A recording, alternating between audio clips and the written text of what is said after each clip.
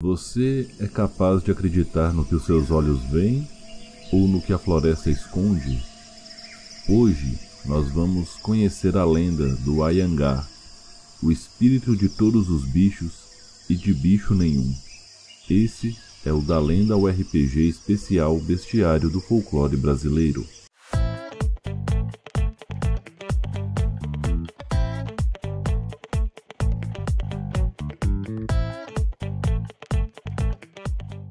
Essa é uma história muito antiga sobre um celestial, mas que ainda pode ser contada. O Ayangá foi o primeiro bicho, mas ele era um bicho espírito, ou será que era um espírito bicho?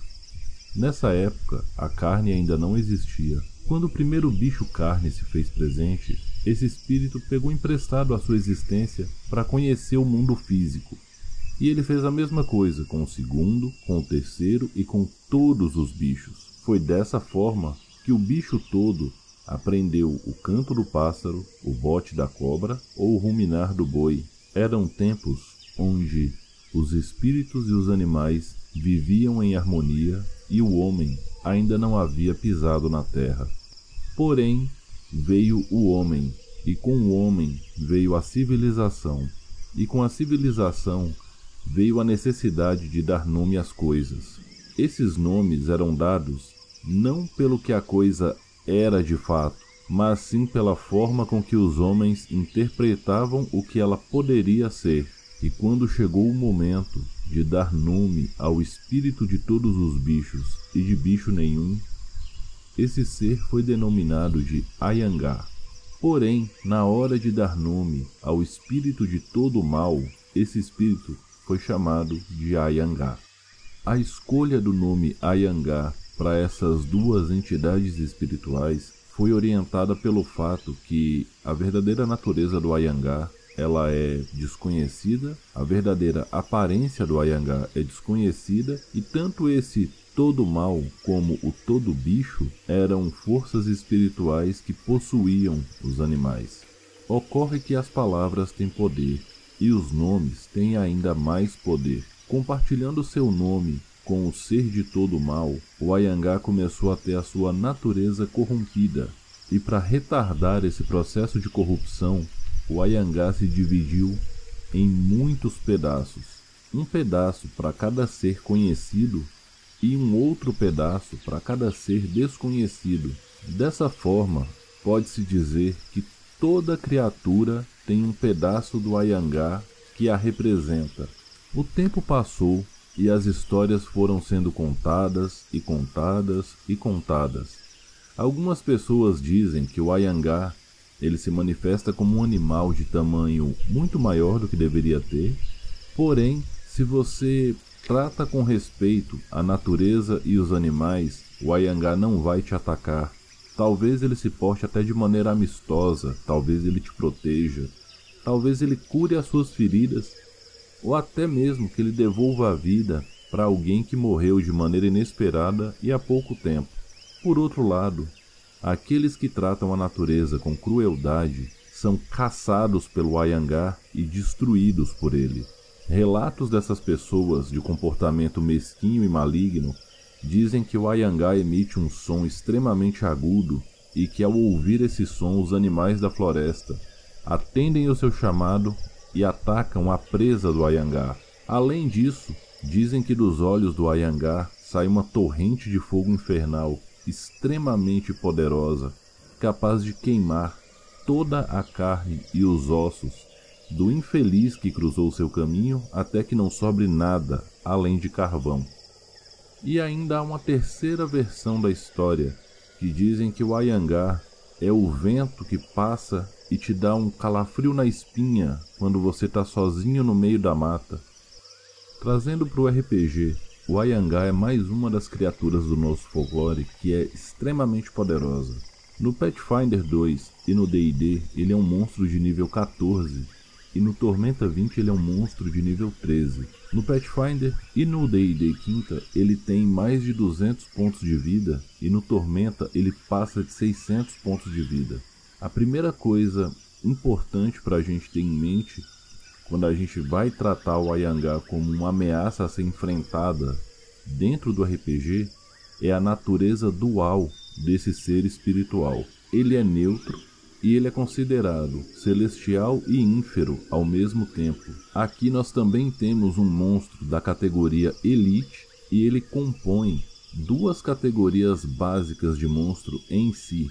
A primeira é o monstro conjurador devido à sua natureza mágica e aos seus poderes mágicos, e a segunda é a do monstro combatente, que normalmente está refletida pelo animal que ele está incorporando ali naquele momento. Notem que se por um lado o Ayangá, quando está equilibrado dentro da sua natureza, ele é de certa forma até que benevolente e seus poderes de cura sempre vão ter um efeito maximizado, uma vez que ele seja atacado e ele perca metade dos seus pontos de vida, ele vai assumir a forma ínfera, que tem as mesmas estatísticas que ele tem normalmente, só que ela é invisível, e aí ele vai usar só os poderes mais agressivos que ele tiver à sua disposição. Outro ponto muito importante para o mestre é saber que as habilidades do Ayangá acontecem em pares. Sempre que o Ayangá utilizar a versão maligna do par, ele perde a capacidade de utilizar a versão benigna. Então, devido à natureza original do Ayangá, ele vai evitar o máximo possível fazer o uso dessas habilidades malignas, mas caso necessário, ele vai lançar a mão delas sem pensar duas vezes. Um outro ponto relevante é que caso o Ayangá esteja incorporado em uma criatura que tem tamanho inferior a grande, essa criatura vai passar por um processo metamórfico e vai ficar de tamanho grande, sempre. Então, um pardal que seja possuído pelo Ayangá vai ter tamanho grande. Talvez a habilidade maligna mais perigosa do Ayangá não sejam os raios de fogo que ele pode disparar pelos olhos, mas sim uma habilidade chamada Devorar a Alma. Qualquer criatura com 0 pontos de vida dentro do alcance do Ayangá pode ser vítima desse ataque, e caso o Ayangá acerte o ataque, ele vai devorar a alma dessa criatura e ela vai falhar em todos os testes de resistência contra a morte e vai morrer. E um detalhe, uma criatura morta pelo devorar alma não pode ser ressuscitada. E aqui vão 2 ganchos de aventuras baseadas no Ayangá. O primeiro gancho de aventura é sobre um vilarejo que está sendo atacado por um espírito que muda de forma. A missão dos jogadores aqui é desvendar a natureza desses ataques e fazer com que eles parem. Porém, logo no início das investigações, eles começam a perceber que os caçadores que estão saindo da vila não voltam mais e eles estão sendo sempre encontrados mortos na floresta. Depois de investigar a região, eles vão descobrir um local sagrado. Aí aqui você pode inserir a natureza sagrada da forma que você ache mais adequada para a sua aventura. E o Ayangá, ele está atuando como defensor dessa área sagrada, e o que acontece é que o pessoal da vila começou a caçar dentro desse território sagrado. A grande coisa a ser feita é pacificar o Ayangá e fazer a paz entre ele e a vila. E um segundo gancho de aventura fazendo uso do Ayangá começa durante uma jornada por uma floresta tranquila, quando os aventureiros percebem que os animais estão literalmente tentando falar com eles. Esses animais pedem socorro, mas eles estão muito desesperados e não conseguem desenrolar muito, além do socorro, me ajuda, me ajuda, me ajuda. À medida que eles vão investigando a floresta, eles acabam se deparando com um Ayangá ancestral muito grande e que está se dividindo de uma forma muito acelerada. E eles, ao estudarem um pouco mais, ao interagirem com esse ambiente, com essa criatura, eles descobrem que esse Ayangá está lutando para não ser corrompido pelo seu lado maligno. Aqui a missão é clara, é evitar que o Ayangá se perca para as trevas e se torne uma força de destruição. Essa é uma aventura um pouco mais complexa, mas que pode trazer grandes emoções e bastante profundidade. A lenda do Ayangá traz muitos nuances interessantes. Ela pode ser ligada em diversos cenários a várias divindades da natureza ou credos vinculados à natureza como um todo. Ela pode ser utilizada também com essa função meio que de fábula, falando sobre a importância de você equilibrar o que tem de bom e o que tem de ruim dentro de você, porque quem sabe quem é você é só você. O significado real do seu nome, ele é dado por você, não pela forma com que as pessoas te enxergam. E essa, para mim, é a mensagem mais poderosa que a lenda do Anhangá pode carregar e pode nos ensinar não só no RPG, mas na nossa vida como um todo.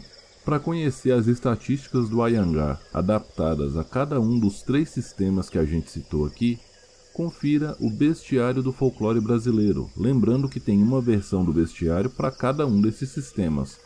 O bestiário você encontra no site da Tria Editora e usando o cupom CONTAREMESTRAR10 você tem 10% na sua compra. Então, vão lá, confiram, fiquem de olho nos novos lançamentos da Tria. Eu sou o Rufus, esse foi o Da Lenda ao RPG. Não se esquece de se inscrever no canal, seguir o Contar e Mestrar nas redes sociais, deixar um like, comentar qual é o bicho mais legal que um Anhangá poderia possuir. E eu vejo vocês semana que vem no Da Lenda ao RPG.